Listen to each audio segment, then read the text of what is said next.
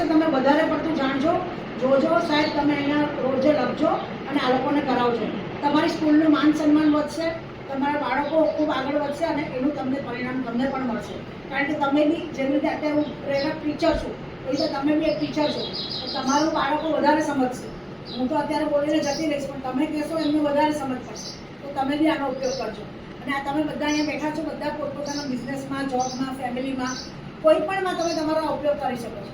અને મોનાબેન, તમને ખાસ તમે આટલું બધું આગળ વધો છો, તો હજુ તમારું માન સન્માન વધે અને ખૂબ તમે આગળ વધો, એના માટે હું તમને આપીશ. અને આ છે ને એક પેપર છે.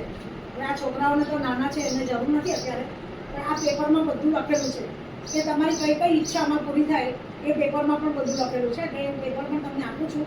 એનો તમે જ્યારે બી એવું લાગે કે આમાંથી કોઈ પણ જગ્યાએ અમે અટકીએ છીએ, તો તમારે ત્યાં ફોન કરવાનો, એમને કહેવાનું કે ભાઈ મારી બેન આવ્યા હતા, એમણે અમને શીખવાડ્યું છે, અમને અહીંયા અટક્યા છીએ, તો તમે અમને શક્તિ અપાવો.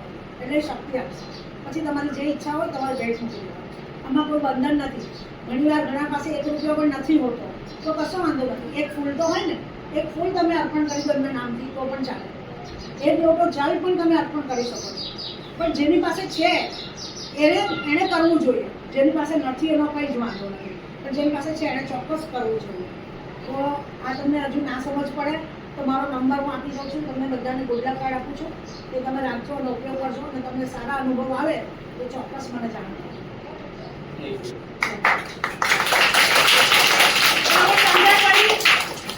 સમજણ પડી કે ખા પડી દિમાગમાં? શું કીધું મેડમે?